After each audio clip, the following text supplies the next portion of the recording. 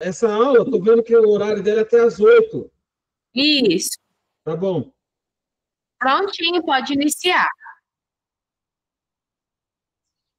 Pessoal, boa noite. Bem-vindos a esta aula. Eu sou o professor David, eu sou professor de vocês de economia. Lembrando que essa aula vai ser uma aula baseada em alguns pontos essenciais. Eu vou abordar a apostila e vou procurar abordar outro ponto, que é o ponto atual que nós estamos vivendo. Tá? Então, para vocês começarem a entender, eu vou direto ao ponto, tá certo? Há um tempo atrás, eu fiz um TCC de filosofia. Uma das formações que eu tenho é filosofia e a outra é matemática. Eu vou explicar para vocês alguns pontos. Tá? E foi assim, foi uma coisa bem interessante. Economia, ela tem alguns termos que as pessoas elas têm dificuldade para entender. Então, aqui o pessoal que é do curso de administração, ou curso de logística, ou qualquer outra área que vai tratar da economia, tem que entender esses termos, que é para vocês saberem como discutir com as pessoas esses termos. Então, vale a pena você estudar, vale a pena você buscar o conhecimento necessário nessa disciplina para vocês aprenderem.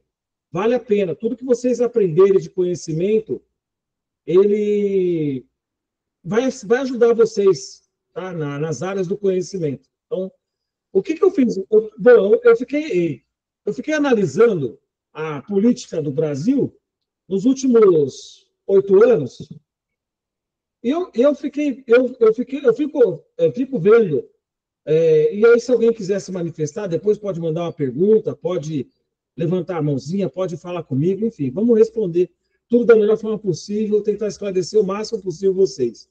E que vocês vão ser administradores, então vocês têm que entender de economia, sim, tá? Porque faz parte da administração. Lembrando que, na administração, aquele que administra é aquele que controla. E aquele que controla é aquele que administra. Então, quem administra, controla. E quem controla, administra. Então, é para isso que serve. Tá? Quando você tem o conhecimento dessas questões, fica mais fácil para vocês entenderem. Tá bom? Então, vamos lá. Eu baseei meu TCC em termos que a população, a maioria, não consegue entender. Por exemplo, gente, vamos lá, vamos direto ao ponto. Por exemplo, em economia. Quando eu estou dizendo que você é liberal na economia, não é a mesma coisa que ser uma pessoa liberal na área social. Um exemplo, uma pessoa que é a favor dos direitos das pessoas LGBT,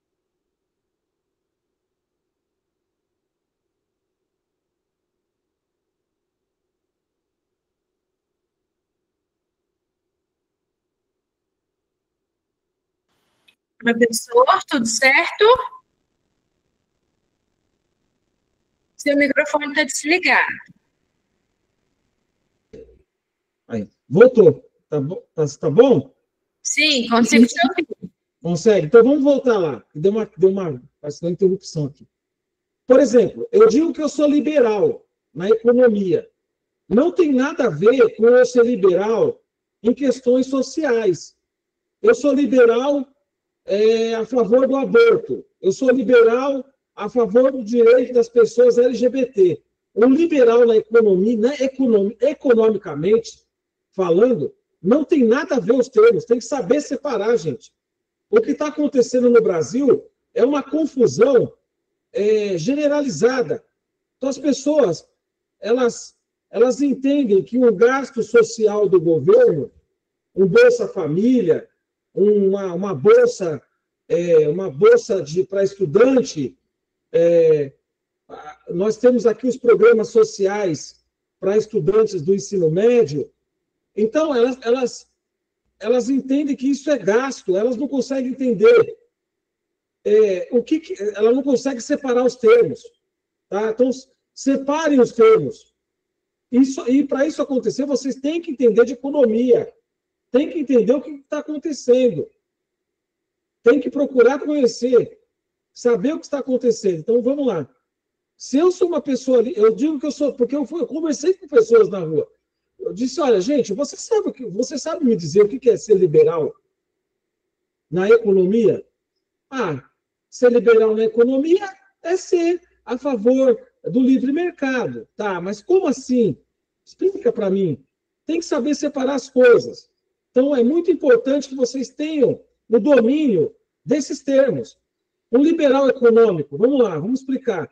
Um liberal econômico não é a mesma coisa que um liberal. Por exemplo, como eu estou falando aqui para vocês, já repeti.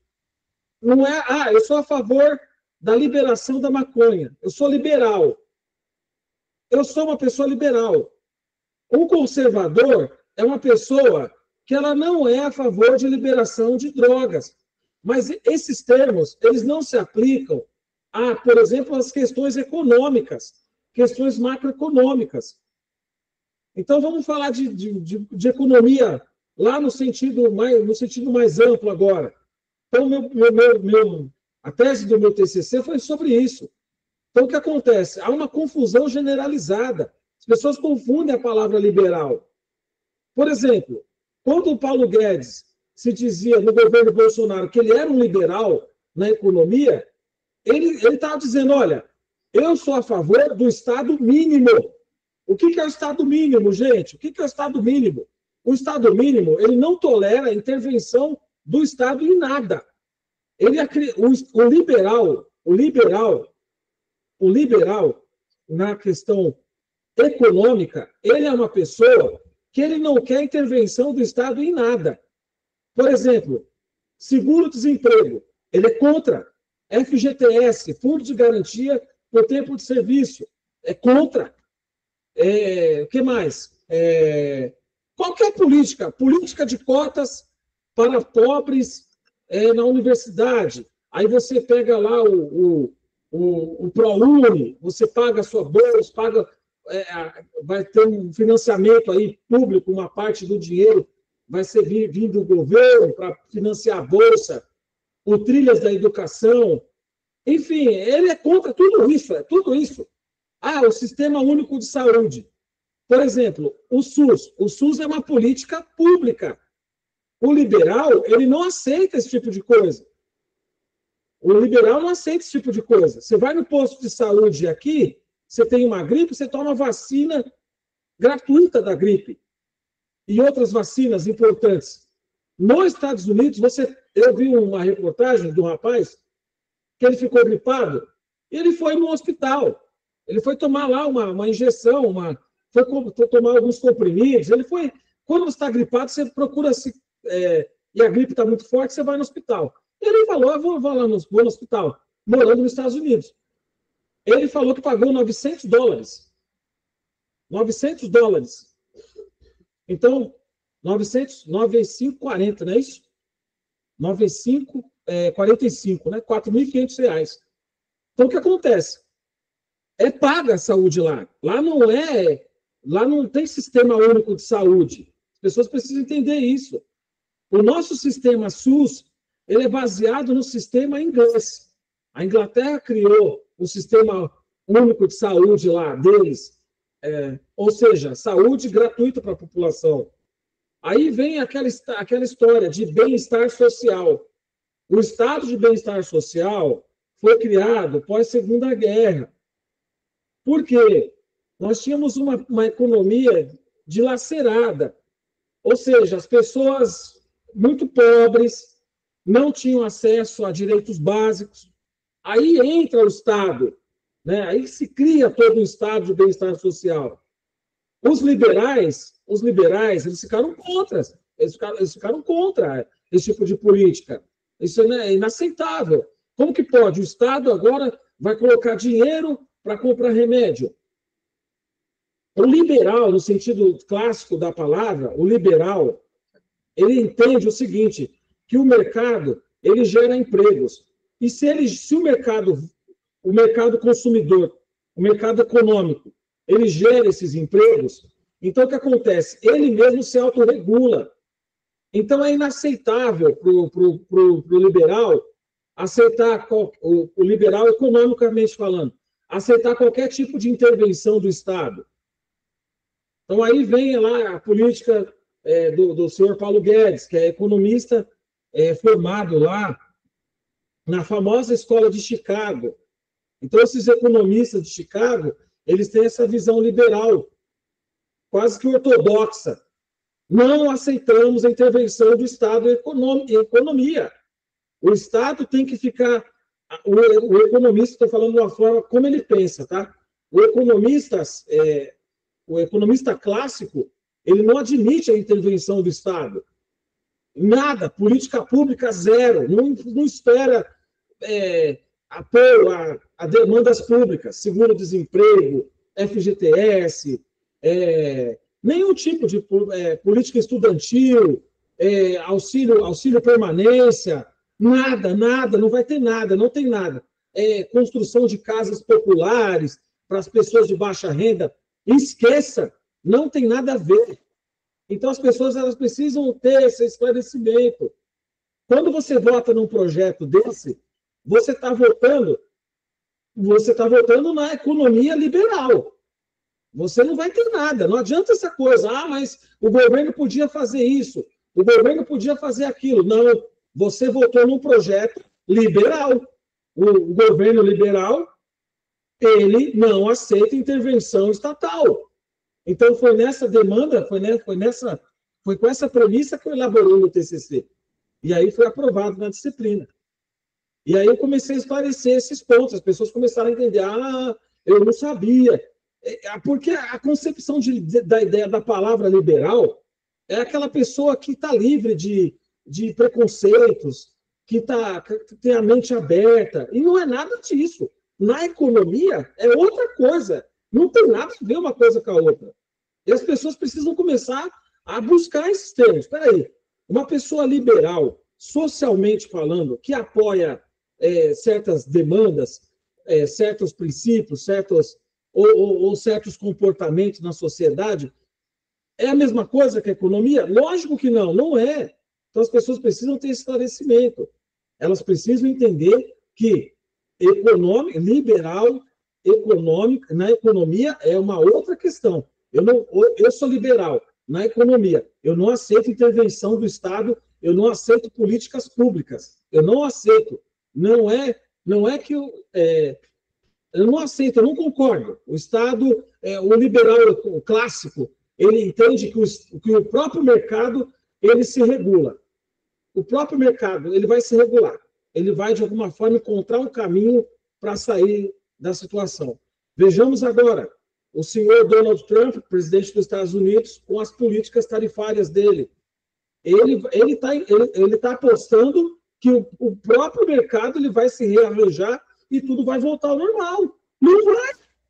Não vai, por quê? Porque agora a economia da década de 70 para cá, e ao longo dos anos, ela foi se tornando multilateral. Ele quer fazer uma coisa bilateral. Ele quer fazer bilateral. Você quer negociar comigo? Eu negocio com você. Hoje em dia não é mais assim. Hoje em dia, uma política macroeconômica, ela afeta todos os países. Vários países de uma vez só. Não tem como. O que atinge ferro e aço no Brasil, atinge o comércio da Austrália, atinge o comércio do Canadá. Uma coisa que é tarifada aqui no Brasil vai atingir o comércio dos Estados Unidos. Então, vai chegar produto lá, mas vai chegar mais caro. Tem tudo isso. A economia, hoje, ela é multilateral. Ela é multilateral. Ela não é bilateral. Já foi bilateral, mas não deu certo. Ficou um mercado muito ortodoxo, muito rígido. Então, a política ela tem que ser expansionista. A economia ela tem que ser expansionista. Ela tem que abranger outras nações, outros países. Então, a gente tem, como administrador, tem que começar a entender. Por que meu produto está mais caro? Por que meu produto está mais barato? A variação do dólar. O câmbio do Brasil ele é flutuante. É tudo baseado no câmbio flutuante. Nós não temos o câmbio rígido, como tem a China. Então, nosso câmbio é flutuante, é diferente. Nós acompanhamos a variação do dólar. Então, alguns produtos são baseados em dólar. $5,91 hoje fechado na Bolsa significa uma gasolina, um combustível mais caro, porque nós exportamos esses combustíveis. O Brasil não é autossuficiente em combustível. ele exporta muito. Então, vai chegar mais caro aqui, vai vir mais caro da bomba. Nós temos um mercado fechado, só uma empresa, que é a Petrobras, que, na minha opinião, é errado, pode fazer o comércio de combustíveis, você não abre, você não tem uma abertura. Você tem algumas privatizações no setor petroleiro, mas é muito fechado ainda. Você não tem uma abertura ampla, como tem nos Estados Unidos, várias empresas fazendo o mesmo comércio. Você não tem concorrência. Você tem uma empresa estatal regulando tudo. Então, não há abertura do mercado de combustível no Brasil. Então, tudo chega mais caro, tudo vem mais caro, tudo é mais, como diz aqui, como o pessoal costuma dizer, mais custoso. Então, a gente tem que começar a abrir nossos olhos para isso. Então, voltando ao assunto que eu estava falando com vocês, a economia ela tem vários parâmetros. Ela tem vários parâmetros. O Brasil adotou o real, a economia aí, lembra lá da história? Fernando Henrique baseou o real, ele igualou o real com o dólar, aí durante algum tempo deu muito certo, aí o mercado ele é volátil, ele é câmbio flutuante, então ele tem uma certa variação, o real se desvalorizou em frente ao dólar. Por quê? Porque o dólar é a moeda corrente mundial. Todo mundo se comercializa em dólar. O que deixa essas tarifas do Trump injustas. Deixa injusta, né? Deixa injusto. Por quê? Porque a principal moeda é a dele. Então, se tem uma tarifa mais alta em outro país, tem que entender que a moeda, o dólar, cobre muitas vezes aquela moeda. $1 vale R$5, tá certo? Então, se a tarifa do Brasil é um pouquinho mais alta, é para nivelar esse valor. Porque quando o americano vem para comprar aqui, ele compra muito barato. Ele compra muito barato, porque $1 vale R$5. Então, essa diferença de câmbio é significativa. Então, nós temos que começar a entender. E aí, nessa época, eu fiz esse TCC e deu certo. A banca examinou e deu certo. Deu muito certo, graças a Deus. Deu certo. Então, nós temos que começar a discutir economia de forma mais séria, mais prática. Não adianta as pessoas entenderem que apenas num projeto político, elas precisam entender o que está em jogo, o que está por trás daquele projeto político. Você vai ter menos direitos como trabalhador, você vai ter mais direitos vão ser suprimidos. Então, por exemplo, numa política econômica, o que eu chamo de ortodoxa, rígida, você não tem as benesses que tem uma economia como a nossa, voltada para a política do bem-estar social. Então, essa política do bem-estar social, ela basicamente começa lá com Margaret Thatcher e Ronald Reagan, presidente dos Estados Unidos, e eles disseminam aí e começam essa questão, porque depois da Segunda Guerra aconteceu muita coisa, e não dá para explicar tudo numa aula só, é muita coisa para a gente discutir, tá certo? Mas basicamente é isso. Você começa a estabelecer ali um estado de bem-estar social. Você não poderia ter uma economia rígida e a população na miséria, a população pobre, a população doente. Então, aí se começa a criar algumas coisas. Cuidar das pessoas, até aquele cuidado. Agora nós temos, no Brasil, toda uma política voltada para a terceira idade. Por quê? Porque nós vamos ter aí, até 2060, não vou lembrar agora, mas nós vamos ter uma população majoritariamente de idosos. Então, é comum você ver a criação aí, o aumento de lares, abrigos, a profissão de cuidador mais acentuada, mais vista no mercado. Você não tinha quase. Agora você tem. As políticas públicas, por exemplo, são todas políticas. A política, por exemplo, vai ter remédio agora na farmácia que você vai lá com a receita e pega esse medicamento de graça. Não é de graça, ele tem um custo para o governo. Você, através dos impostos, se subentende que o governo pega esse dinheiro, reverte, faz os medicamentos e a população é beneficiada. Então, você vai lá na farmácia com a sua receita e vai pegar esse medicamento para algumas doenças, não são todas, mas algumas doenças que você tem, você vai pegar esse medicamento lá e vai, de graça, gratuito, não vai pagar nada. Na política econômica liberal, isso é inaceitável. Ah, mas nós estamos falando, professor, de remédio para as pessoas. Não interessa. Tem dinheiro, compra. Não tem dinheiro, passa sem. Foi o que aconteceu na pandemia, o que nós vimos nos Estados Unidos. Teve gente lá que morreu devendo, e deve até hoje, 3 milhões de dólares para o hospital. Porque lá a saúde, ela não é gratuita. Você paga pela saúde lá. Você paga e paga muito caro. Você tem planos lá que são específicos e que vão te dar cobertura se você pagar. Se você não pagar, você não tem. Então, tem tudo isso. Então, a política econômica liberal tem que entender o significado da palavra liberal. Liberal não é liberal no sentido social. Livre, pensamento altruísta, mente aberta, não quer dizer nada disso. Então, já tira isso do seu vocabulário. Se achar que é a mesma coisa, não é. Liberal economicamente é uma coisa, liberal social é outra. Há diferenças aí, não é a mesma coisa nunca. Tá certo? Então, se você falar para mas eu sou liberal, eu sou liberal, eu sou a favor das drogas. Peraí, isso é uma outra situação, isso não tem nada a ver com ser liberal da forma econômica. O liberal, ele é a favor do Estado mínimo. O Estado não pode ficar intervindo. E se entende intervir quando você tem, por exemplo, a alta do preço dos alimentos.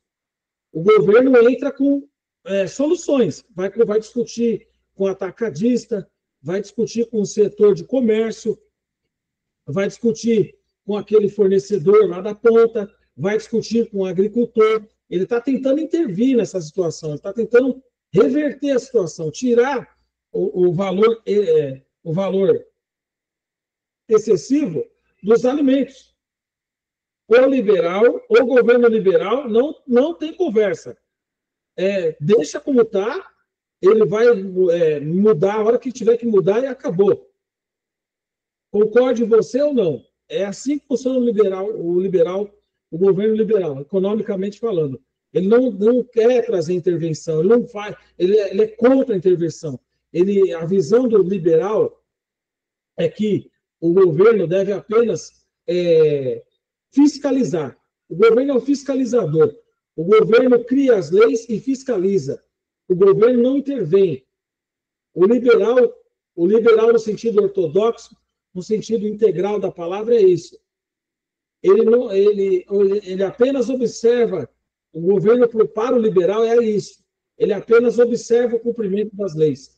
Ele cria as leis via legislativo e aplica essas leis. E somente.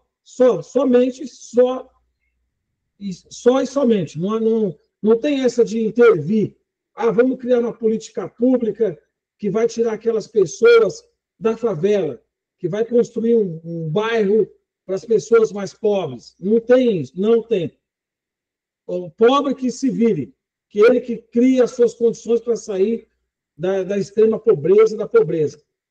Não tem distribuição de cesta básica, de alimento, de Bolsa Família, de Bolsa Atleta, de nada, de bolsa para estudantes, auxílio estudantil, nada disso. Tudo isso é política intervencionista. E o liberal, nesse sentido clássico, ele não aceita. Ele não tolera isso. Isso aí para ele é um horror. Isso não é aceitável. Se falou muito na época da pandemia na questão do voucher, né? As pessoas que não tiverem lá realmente condições, vamos discutir uma questão de um voucher, que é como se fosse um auxílio para ela ter alguma forma de auxílio, mas isso vagamente falando. Quando se falou na questão de liberar um auxílio emergencial para as pessoas de R$600, houve uma ampla discussão no Congresso.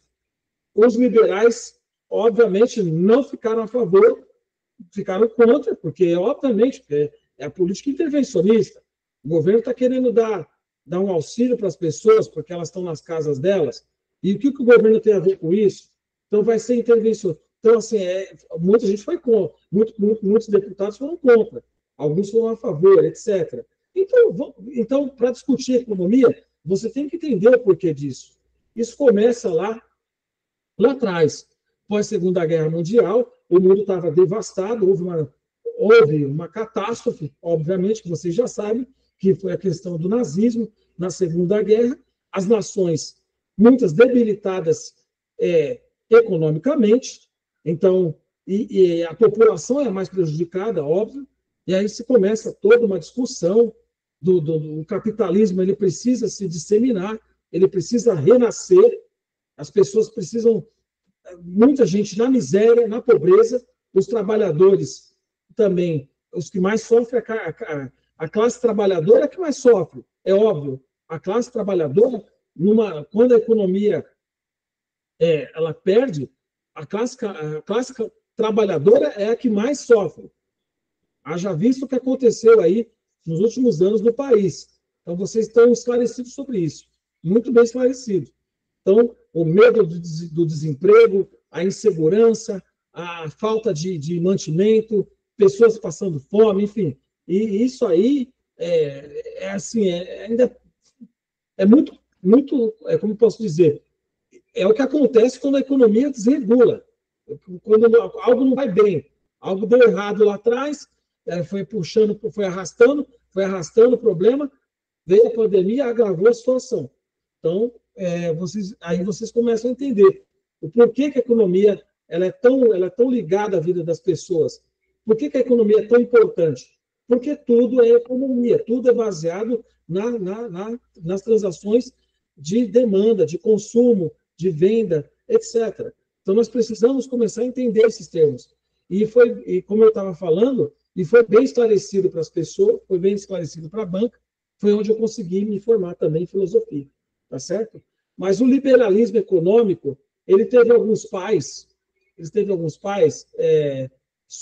bem que vocês vão conhecer, David Ricardo, Adam Smith, economista, filósofo escocês, é considerado o principal expoente do liberalismo econômico clássico. A principal obra dele, e aí aquele pessoal de direita mais radical, eles adoram falar sobre Adam Smith, A Riqueza das Nações, é o principal livro dele. Foi publicado em 1776, representou um marco para a teoria econômica, o que faz com que muitos intitulem Smith como o pai da economia moderna. Smith teceu inúmeras críticas ao mercantilismo, ao sistema do governo absolutista, defendendo liberdade individual e o livre mercado. Então, bem como eu falei para vocês, quando eu estou falando livre mercado, tem desemprego? O desemprego está alto, está baixo, não interessa. Professor, e a questão, se você está falando de economia, e a questão da desigualdade social? O liberal na economia, ele ignora isso. Para o liberal, economicamente falando, a desigualdade ela sempre vai existir. Então, nada de política pública, nada que venha combater esse tipo de coisa. Para o liberal econômico, para o economista liberal, a desigualdade ela sempre vai existir. Não adianta você fazer nada que combata isso. Para ele é inútil. É como se fosse isso, tá? O liberal ele não tolera esse tipo de coisa. Qualquer coisa, qualquer intervenção que seja do Estado, o liberal ele não concorda, ele não vai aceitar. Então, ele é a favor do livre mercado. O livre mercado para o economista é o principal. O mercado se autorregula.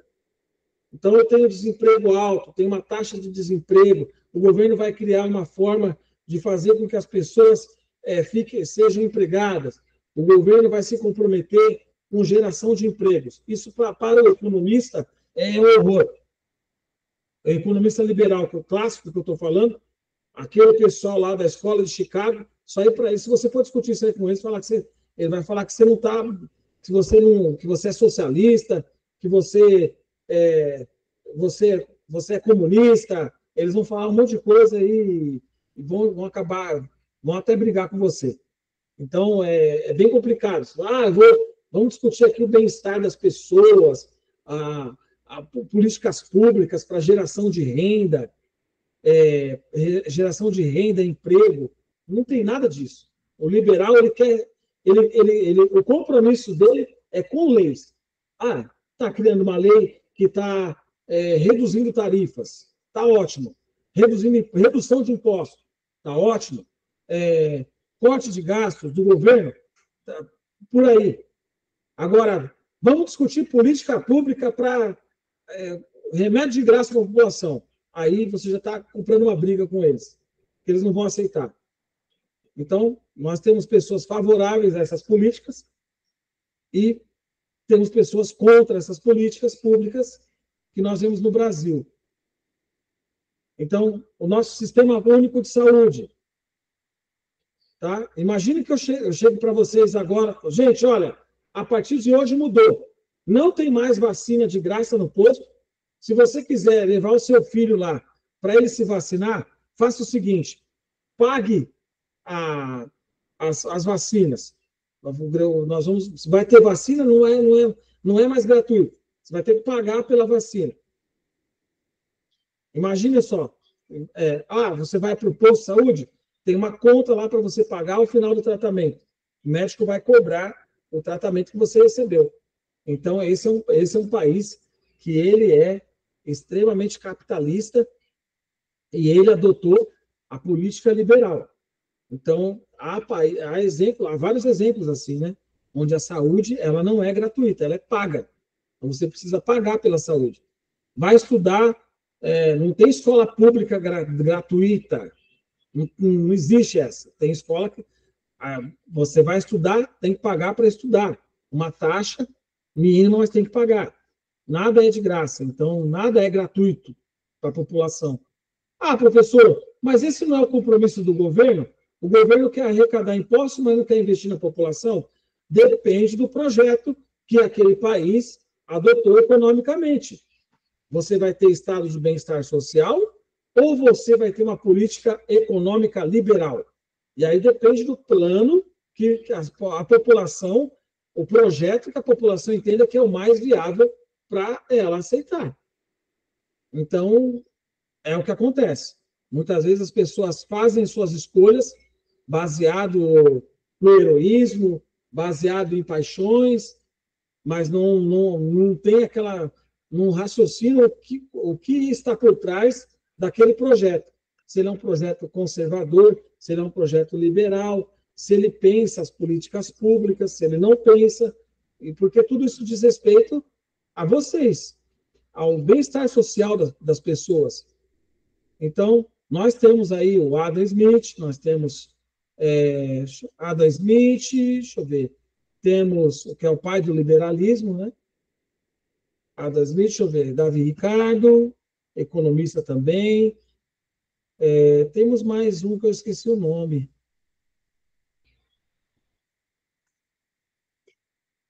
John Locke. John Locke é um dos principais. John Locke. Então, nós temos esses três nomes, esses três expoentes. E na nossa disciplina, nós vamos procurar discutir a respeito de alguns termos que nós ouvimos. Livre mercado, política cambial, inflação. Se tudo que você tem, se tudo que é produzido no Brasil, 60% é vendido para fora. É vendido, é exportado. Então, vamos lá. Você vai ter uma inflação aqui. Por quê? Porque você vai ter uma demanda interna à procura daqueles produtos. Então, tem que saber o que é. Nós temos uma taxa de inflação que está em 5%. Quanto está a nossa taxa de inflação hoje? Mais ou menos 5%. Deixa eu ver, taxa de inflação mensal. Inflação mensal.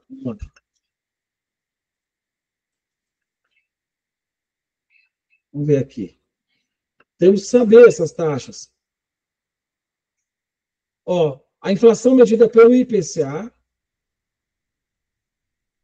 apresentou alta de 1,16 ao mês anterior. Então, se está 1,16 por mês, vamos colocar assim, vai, ela está rendendo 10%, né? Ela chega a 10% no final do ano, por exemplo. Agora, se o governo faz política de abastecimento interno, ele privilegia primeiro o mercado interno. Então, nós vamos ter uma inflação menor aqui. Só que, aí é que está, com a alta do dólar, o que está acontecendo? Os nossos agricultores, eles preferem fazer o quê?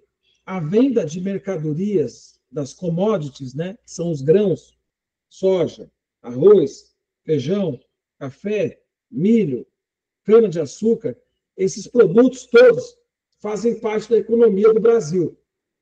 O que acontece? O agricultor, ele vê uma possibilidade de ganho maior. É melhor você vender em real ou vender em dólar? Onde você vai ganhar mais? No dólar. Então, o agricultor começa a abastecer muito o mercado externo. E o mercado interno do Brasil começa a sofrer algumas consequências dessa venda. É o livre mercado funcionando. O governo não pode pegar, simplesmente falar, gente, acabou o mercado externo. Acabou o mercado externo. Primeiro vocês vão abastecer o mercado interno e depois o externo. Isso é uma intervenção muito grave e não é vista com bons olhos. Aí o Brasil passa a ser visto como um país intervencionista. Tá certo? Então, o que acontece? O governo tem que permitir que o mercado ele se adeque às demandas internas e externas. Disso que se trata. Então, o que acontece? O produto é mais vendido lá fora do que aqui dentro.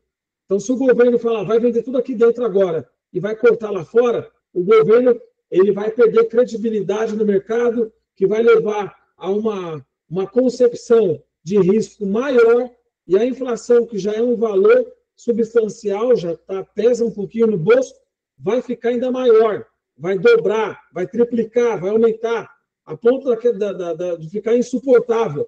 A moeda daquele país vai se desvalorizar. E aí há uma quebradeira generalizada na economia daquele país. Então, vocês estão vendo o que acontece. Quando o governo se preocupa muito com o mercado e quer intervir demais, ele pode intervir, mas quando ele faz uma intervenção muito drástica, acontece esse tipo de coisa. Então, a economia da Venezuela já disparou a 900 mil%, a ponto das pessoas irem comprar papel higiênico lá com o dinheiro num carrinho de mão, coisas básicas, itens básicos, a moeda passou a não valer nada, enfim, vira uma catástrofe econômica. Então, o governo ele tem uma certa limitação. Quando ele interfere muito na economia, também existe esse problema. Ele pode sofrer uma retaliação externa dos países que são a favor do mercado econômico, do capital livre, do livre mercado, aliás. Então, é muito perigoso essa intervenção. Toda hora o governo está intervindo, toda hora. Por que está acontecendo nos Estados Unidos? Essa política cambial do Trump, ela é nociva. Por quê? Não é o próprio mercado que está se adequando a novas regras. Governo, o Trump representa governo. Ele que está criando as novas regras. O governo está intervindo. Então, é visto com maus olhos. E se é visto com maus olhos, a bolsa vai cair. É simples. Não tem outra mágica, tá certo? Nesse sentido, o que era melhor? Ter feito uma negociação ampla com todos os países e estar trabalhando no multilateralismo. O que eu não dá para entender ao certo o que está acontecendo, mas parece que há certas vozes lá que estão convencendo ele de que ele está certo e que ele não está errado. Então, o que está acontecendo com a economia americana? Ele está tentando reescrever a ordem econômica mundial. Isso é muito perigoso. O governo o tempo todo, interferindo. A ponto, eu estava vendo uma matéria aqui no Fantástico, domingo, que parece que ele chegou a criar tarifa até para um país aí dos polos aí, Polo Sul, enfim, um país lá, Polo Norte, um país que só tem pinguim. Então, ele colocou lá até tarifa. É uma ilha, me parece. Eu não prestei muito bem atenção, mas é uma reportagem dessas tarifas que ele criou. Então, assim, tudo é muito nocivo. O mercado não vê com bons olhos. O mercado não vê com bons olhos. Quando o governo começa a interferir, bastou que o nosso economista, nosso presidente, o nosso ministro da Economia colocasse uma determinada taxa, que foi conhecida como agora, mais recente, a taxa das blusinhas, que é taxar Shopee, Mercado Livre, essas compras que as pessoas costumam fazer, que ele ficou super... O mercado ficou detestando a política econômica e muito rapidamente o dólar aumentou, disparou, aí veio mais aquela questão do PIX, o PIX vai ser cobrado, vai ter taxa para o PIX, aquela coisa toda, se é falsa informação, se é informação verdadeira, a gente não vou discutir aqui, mas o que acontece? O mercado começa a borbulhar, porque é uma economia de capital livre, é uma economia que é gerida por economistas, e esses economistas eles são liberais. Aí se fala muito lá da Faria Lima, de São Paulo, então ali é um capital, a rua do capital financeiro, tem a Paulista também, mas o pessoal está comentando muito agora, fala a respeito da Faria Lima, é onde tem os banqueiros, é onde tem o pessoal da Bolsa de Valores, enfim, é onde tem esse pessoal aí do capital econômico. Então, o que acontece? O mercado vê com maus olhos. O mercado começa a ver com maus olhos, aí, como o câmbio ele é flutuante, ou seja, ele é variável, né? Você vê lá, quando você abre o gráfico, ele é flutuante por isso. Quando você abre o gráfico lá, você vê, o dólar está variando, ele começa, tem lá a escala dele, né? O gráfico começa a fazer isso aqui. Sobe, desce, O governo criou um gasto a mais. Esse dólar pode aumentar. O governo está gastando muito. E isso compromete o mercado futuro. Compromete o mercado futuro por quê? Porque o mercado não tem certeza se o governo vai pagar, vai ter condições de honrar os seus compromissos. O governo também tem que honrar compromissos, as contas, enfim, as políticas públicas, sociais, uma série de coisas, pagamento de funcionários, né? O pagamento do judiciário, enfim. O que acontece? O dólar começa. Aí saiu uma notícia.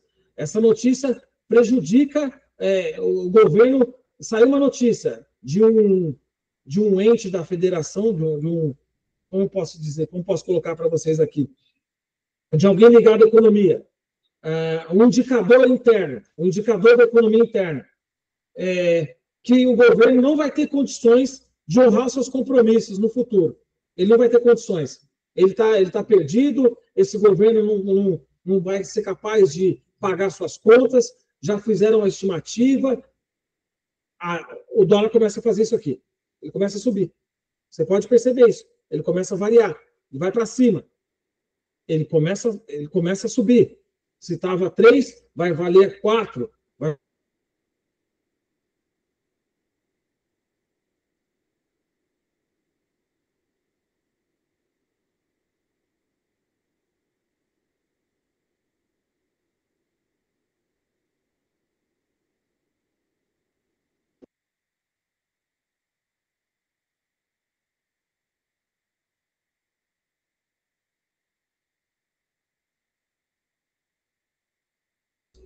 Abrindo o áudio. Então, como eu estava dizendo para vocês, nós temos alguns fundadores, nós temos algumas pessoas, alguns economistas liberais que já de muito tempo vieram com as suas teorias. Essas teorias foram sendo aperfeiçoadas e foram sendo colocadas em prática no mercado atual de hoje. Então, como tudo começa lá atrás. Toda essa questão que nós discutimos agora devemos ou não ter cotas, devemos ou não ter plano de saúde, remédio de graça, todas essas políticas públicas. O SUS poderia ser pago, algumas pessoas comentam sobre isso. A escola pública deveria ser paga. Então, tudo isso daí vem de uma série de coisas que é demandada pela economia, e as pessoas sentem isso na pele, quando a inflação está muito alta, quando o salário mínimo... Aí teve uma questão que eu não vou citar aqui, mas aí envolve salário mínimo. Então, o salário mínimo sempre foi reajustado de acordo com a inflação. Então, se você tem uma inflação de 5%, você dá um reajuste compatível com a inflação que foi anualmente. Essa era a política praticada, que voltou a ser praticada agora no terceiro mandato do governo Lula. Mas aí, por exemplo, no governo Bolsonaro, eles já preferiram uma outra estratégia, a de manter o salário mínimo sem o aumento real, ou seja, aumento acima da inflação. Então, vamos lá. Aí a inflação começou a disparar, começou a subir, veio a pandemia, o salário começou a se manter no mesmo nível. O que aconteceu? As pessoas começaram a reclamar. Por que está tudo tão caro? Por que está tudo tão caro? Por que não se faz mais barato? E o que está acontecendo? Eu ia comprar a minha mercadoria aqui, a me fazer minhas comprinhas no mercado, eu gastava tanto, agora estou gastando tanto. Então, quer dizer, a economia ela é muito presente na nossa vida, no nosso cotidiano. Então, se nós não tivermos, nós precisamos, como administradores, entender pelo menos o básico, para que nós possamos praticar isso no nosso local de trabalho, para que as pessoas com que vamos conversar entendam que nós também sabemos conversar sobre economia. O administrador é aquele que ele entende um pouquinho de cada coisa, ele precisa entender um pouco de cada coisa. E na questão econômica, a questão econômica é fundamental, principalmente na questão administrativa. Você vai lidar com valores, você vai lidar com o centro de custo. A empresa que você vai trabalhar, ela tem um centro de custo. Você não vai poder gastar mais do que aquele centro de custo. Então, se você gasta mais do que o centro de custo que a empresa te deu, você vai ficar sem dinheiro. Ou, por exemplo, tem algumas empresas que elas têm um centro de custo rígido. O que é isso? A empresa mantém você lá, você tem aquele centro de custo. Você tem um valor que, como administrador, você pode gastar aquele valor. Então, por exemplo, chegou no final do ano, você não gastou aquele valor é retirado, a empresa retira aquele valor e você vai ter que se habituar com o valor que é colocado de acordo com o que a empresa entenda que você gasta. E aí fica muito complicado, porque você pode ter um gasto maior e você vai se complicar. Então, o que acontece? O administrador tem que entender de centro de custo. Eu já trabalhei com centro de custo. E o que acontece? Geralmente, eu tinha 2 fornecedores. Esses fornecedores entregavam seus materiais. O gasto o contrato que eles tinham era de 1,5 milhão. Um deles, né? Era 1,5 milhão. Então, o nosso centro de custo, e não era só eu, tá? Eram várias pessoas, e o gerente, principalmente. Então, o que acontece? Tem 1,5 milhão naquele centro de custo. Então, tudo que é comprado pela empresa é debitado daquele centro de custo. E o nosso departamento administrativo e logístico, era responsável por aquele valor. Então, por exemplo, acabou o valor, veio a inflação, aumentou os produtos, item por item, e esse centro de custo, esse valor aqui, não está cobrindo mais as despesas. Então, o nosso gerente, nós tínhamos que entregar relatórios para ele pegava esses relatórios e apresentava à administração, à presidência da empresa. Aí a presidência da empresa ia lá e determinava um novo aporte de recursos para o centro de custo. Então, era assim que nós trabalhávamos. Então, por exemplo, houve uma demanda muito grande, um gasto muito elevado. Opa, dá um break, vamos conversar com a diretoria para ver se eles estão de acordo com esse gasto. Aí o que acontece? Tem um centro de custo. Aí meu administrador falava, olha, esse valor aqui, esse produto aqui, joga nesse centro de custo. Aí quando você jogava o valor, quando a gente colocava o valor lá, era debitado daquele tanto que estava lá reservado pela empresa. Acabou, secou, não tem mais dinheiro. Aí é que tá. Você vai ter que nós criávamos formas, relatórios de forma mais técnica para justificar o porquê que aquele centro de custo não foi suficiente para a compra daqueles produtos. E aí é que tá. Aí você tem demanda emergencial, às vezes, por exemplo, um equipamento que quebra, você vai ter que comprar um outro novo.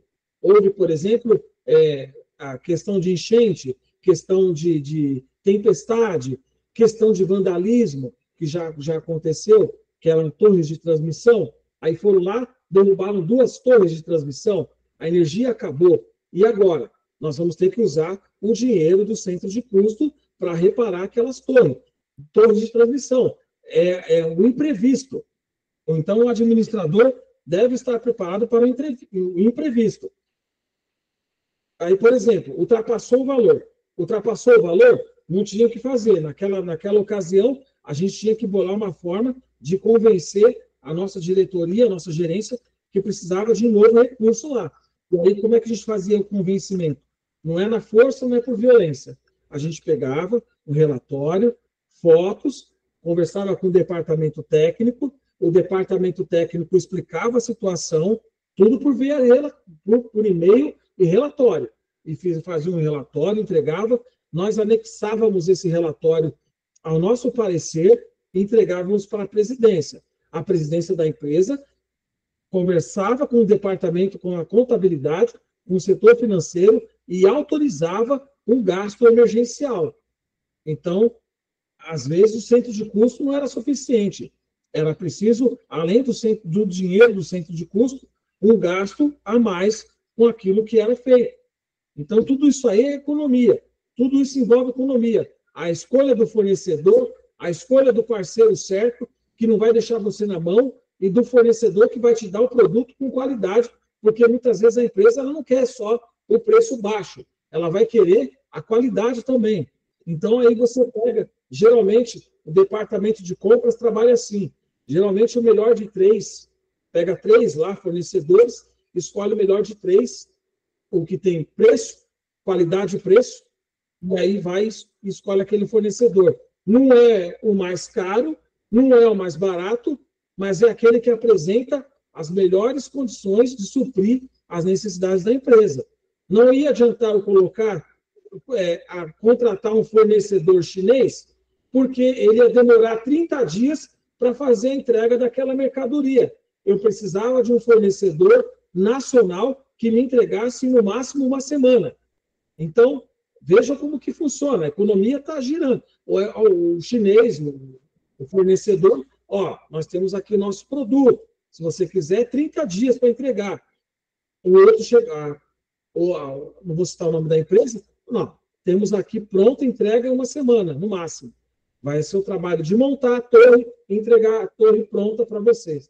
Então, aí você tem que escolher qual que é o... Aí é uma decisão estratégica. A energia elétrica não pode faltar, as pessoas não podem ficar sem energia. Então, naquela ocasião, nosso centro de custo decidiu pela empresa nacional. E a empresa internacional, que é uma empresa até chinesa, ela foi descartada. Ela não foi a melhor opção, pela demora, da entrega, etc. Tá certo, pessoal? Então, nós vamos ficando por aqui. É um prazer conhecer todos vocês. Espero que todos vocês tenham gostado dessa aula. Estaremos aqui na próxima aula com todos vocês, explicando maiores conceitos da nossa apostila de economia. Muito obrigado para vocês e boa noite. Boa noite, professor David. Boa noite.